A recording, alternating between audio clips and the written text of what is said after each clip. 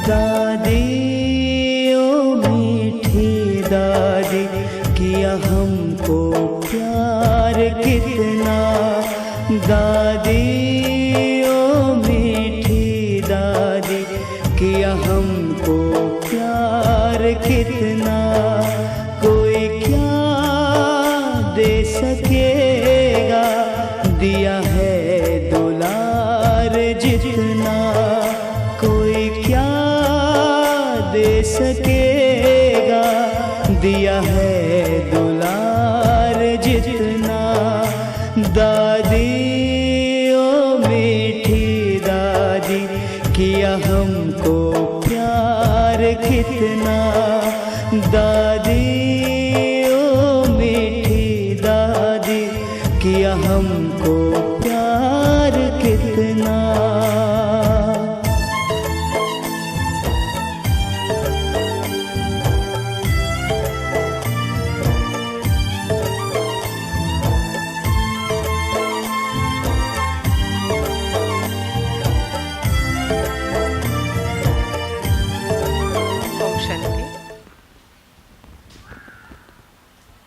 आज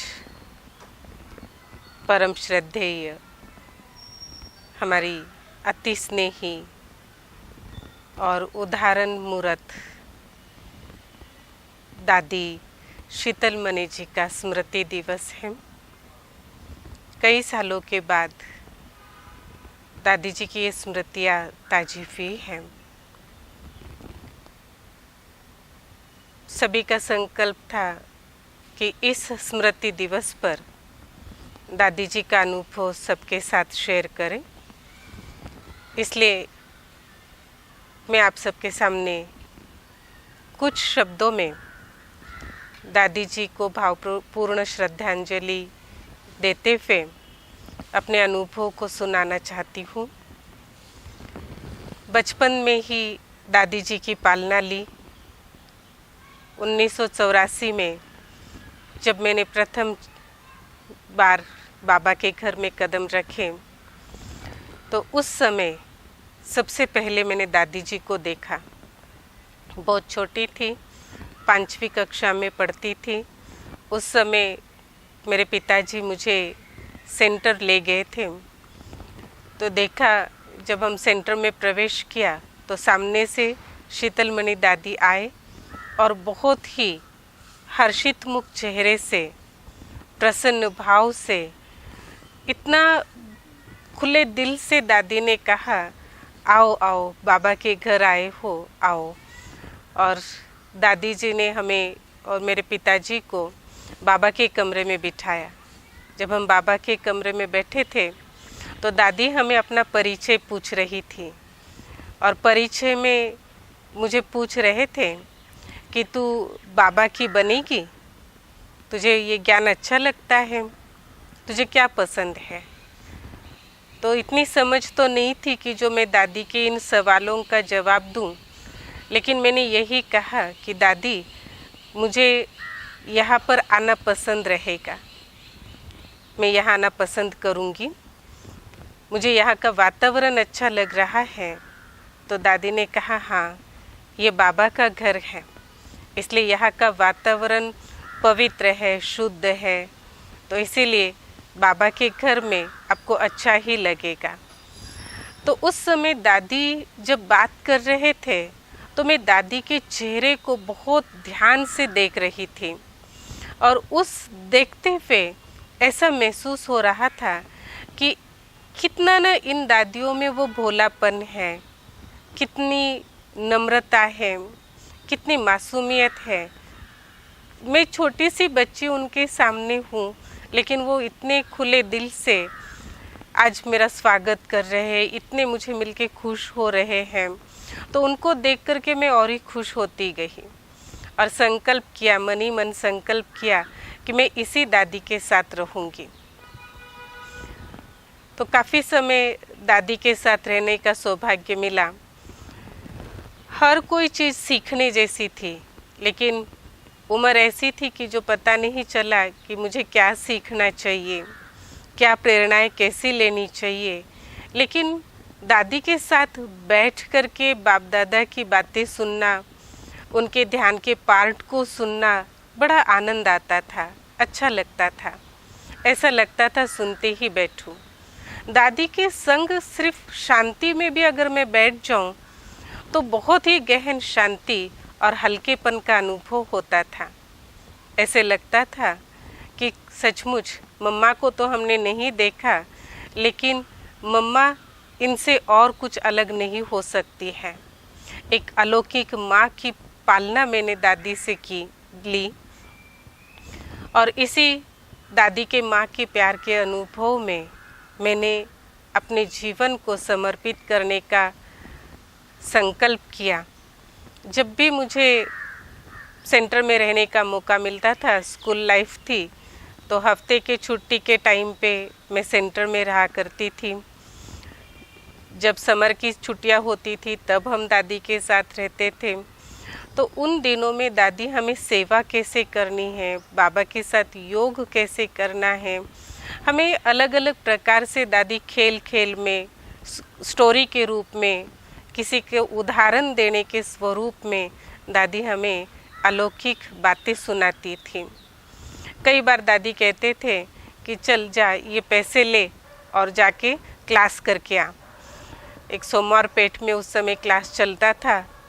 बुजुर्ग और अपंग माता थी वहाँ पे, अभी नाम तो मुझे उसका याद नहीं आ रहा है, लेकिन उनके घर दादी मुझे कहती थी जा, दिन में सोना नहीं, जाके सेवा करो।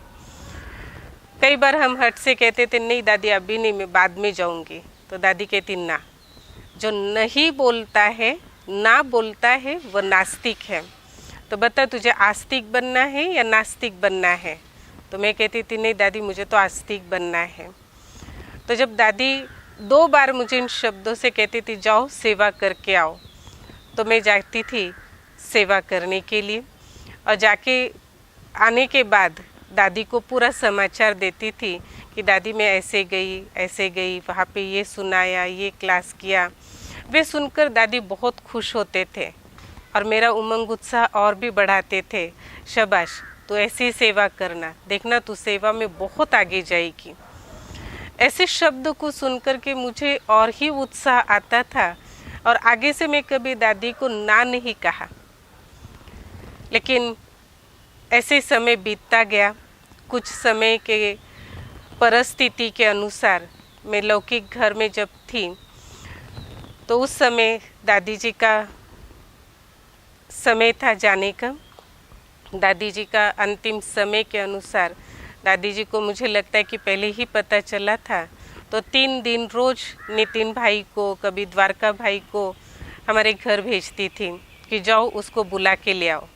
दादी मुझे बड़े प्यार से पितरी कहती थी। दादी को त्रिवेणी कहना बहुत मुश्किल लगता था, तो दादी हमेशा मुझे पितरी कहती थी। और बचपन दादी के सामने ही बीता, इसलिए दादी हमेशा पितरी शब्द से ही मुझे बुलाती थी। तो दादी कहती थी पितरी को बुला के लाओ। तो जब 2-3 बार भाइयों को भेजा तो तीसरे दिन मैंने मेरे माताजी को कहा कि मुझे जाना है, और वो दिन था गुरुवार का। मैं सुबह अमृत वेले से मुझे इतनी ज़बरदस्त खींच हो रही थी कि मुझे सेंटर जाना है, लेकिन छुट्टी घर से नहीं मिल रही थी। उस समय बंधन था तो छुट्टी नहीं मिली। लेकिन जब 8 बजे उर्मिला दीदी ने फ़ोन किया घर पे कि दादी ने शरीर छोड़ा है, आ जाओ, उस समय लौकिक माताजी ने मुझे छुट्टी दी। और जब तक मैं वहाँ पहुँचती तो दादी की अंतिम विधि की तैयारी शुरू हो गई थी। तो ऐसी स्थिति में मुझे बहुत बड़ा एक मानसिक शॉक लग गया कि मैंने ये क्या किया। दादी ने 2 दिन पहले बुलाने के बावजूद भी मैं नहीं आई और मैंने ना शब्द बोला, भले परिस्थिति कैसी भी थी तो भी मुझे आना चाहिए था। तो इस बात को मैंने मन में रखते हुए कुछ समय के बाद जब मैं बाबा के घर में आई तो इसी संकल्प से आई कि चाहे कुछ भी हो, लेकिन दादी को मैंने मन ही मन संकल्प किया कि दादी मैं दोबारा कभी अभी घर नहीं जाऊंगी। मैं बाबा के घर आई हूँ तो इस घर से मेरी अर्थी ही निकलेगी, भले मैं किसी भी स्थान पर रहूँ। रहना मुझे बाबा के घर में ही है, लेकिन मैं बाबा की बनकर ही रहूँगी। दादी, आपकी ये अंतिम संकल्प को मैं ज़रूर पूरा करूँगी। और दादी ने जो भी हमें समय प्रति समय बचपन में प्रेरणाएं दी थी, सेवा कैसे करनी है, योग कैसे लगाना है, बाबा के साथ मन के साथ कैसे कनेक्ट होना है, तो इन सभी अनुभवों को अपने अंदर समाते हुए आज तक मैं इस मुकाम पर पहुंची हूँ। बचपन में जब संस्कार बनते हैं उस समय मुझे दादी जी की पालना मिली और उसमें ऐसा बीज एक अलौकिक डल गया कि जिस आधार पर मैंने त्याग भी सीखा तो भाग्य बनाना भी सीखा। दादी का जो नाम था वैसे ही दादी जी के नेचर को मैंने देखा। दादी का नाम बाबा ने संदेश के आधार पर शीतल मणि रखा था, शीतलता की देवी। तो सचमुच दादी के हर वाइब्रेशंस में शीतलता का अनुभव होता था। दादी कभी ज़ोर से बोली नहीं, कभी मैंने सुना नहीं कि दादी बहुत ज़ोर से बोल रही है, नहीं। बहुत शांति से, बहुत धीरे से दादी हमेशा बात करती थी। दादी कभी भी अपनी सेवा किसी से लेना पसंद नहीं करती थी। अंतिम समय तक दादी ने खुद सेवा की है। कभी भी कोई बहन अगर बिछाना दादी का लगाए तो दादी पसंद नहीं करते थे। दादी कहते थे, अगर तू आज मेरा बिछाना लगाएगी तो कल मुझे तेरी सेवा करनी पड़ेगी, इसलिए मैं तेरी सेवा नहीं लूँगी। तो दादी कभी सेवाएं नहीं ली दादी ने।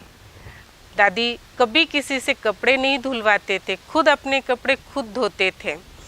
तो ये बात मुझे बहुत ही दादी की महसूस होती थी कि जब दादी की आज हमें सेवा करनी चाहिए, उस समय भी दादी अगर हमारी सेवाएं नहीं ले रहे हैं तो हम कब सेवा करेंगे।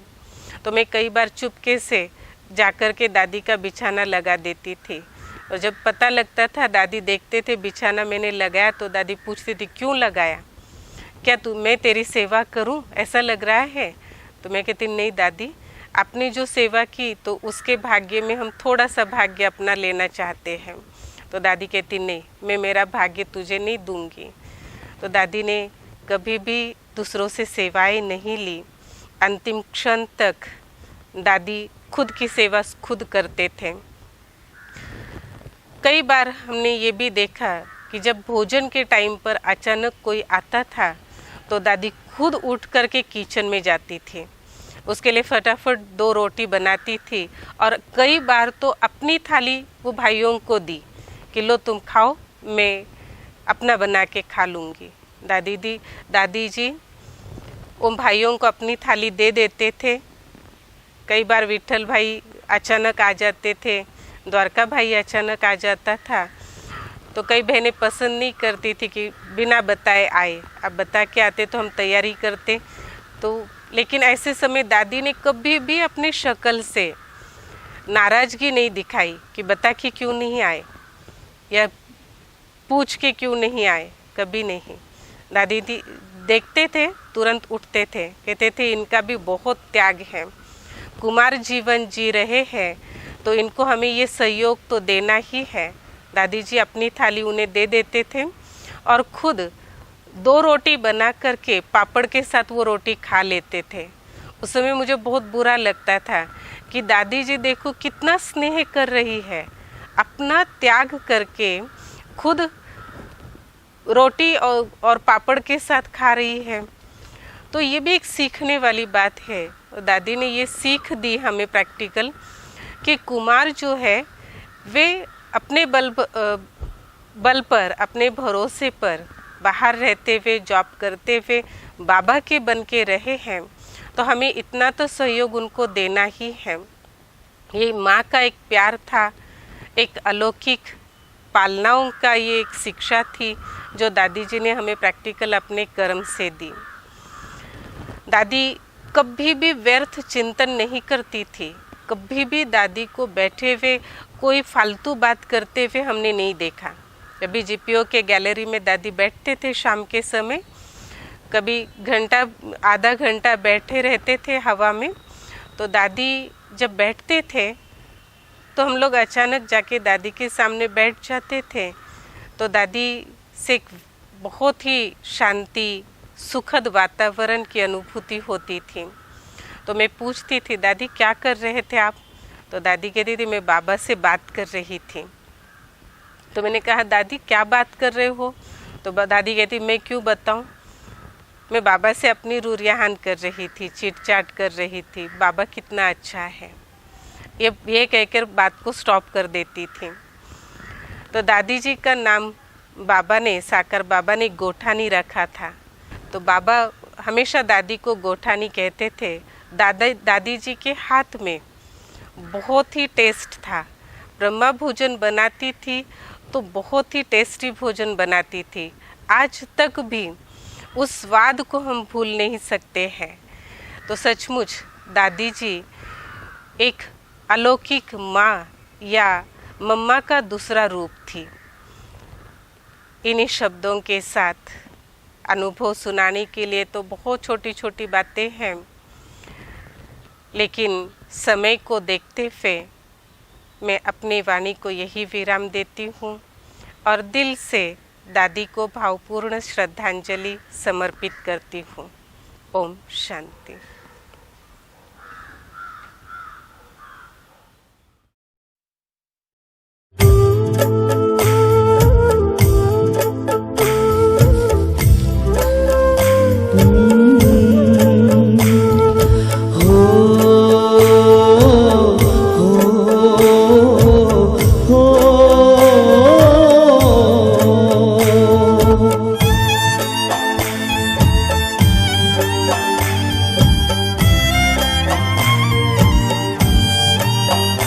दादी ओ मीठी दादी, किया हमको प्यार कितना। दादी ओ मीठी दादी, किया हमको प्यार कितना। कोई क्या दे सकेगा, दिया है दुलार जितना। कोई क्या दे सकेगा, दिया है दुलार जितना। दादी ओ मीठी दादी, किया हमको प्यार कितना। दादी ओ मीठी दादी, किया हमको प्यार कितना।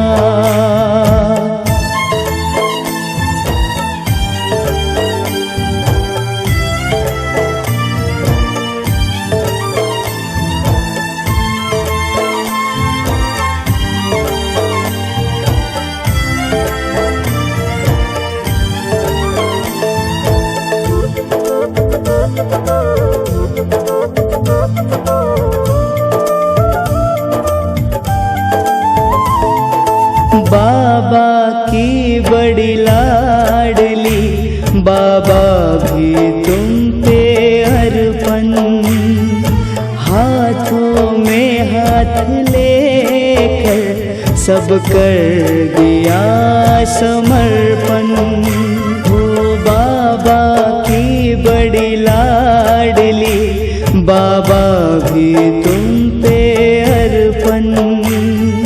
हाथों में हाथ लेकर सब कर दिया समर्पण।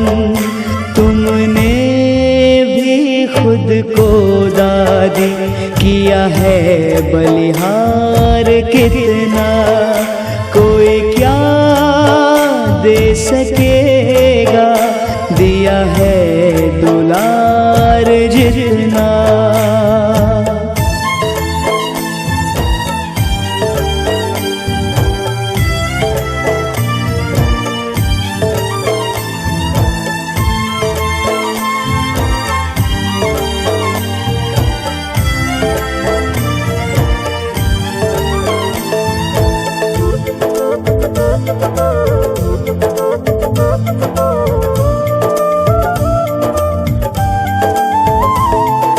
कैसे भूलेगा दादी दैवी परिवार प्यारा, उपकृत रहेगा तुमसे दादी संसार सारा। कैसे भूलेगा दादी दैवी परिवार प्यारा, उपकृत रहेगा तुमसे दादी संसार सारा। दिन रात सद्गुणों से किया है श्रृंगार कितना, कोई क्या दे सकेगा, दिया है दुलार जितना।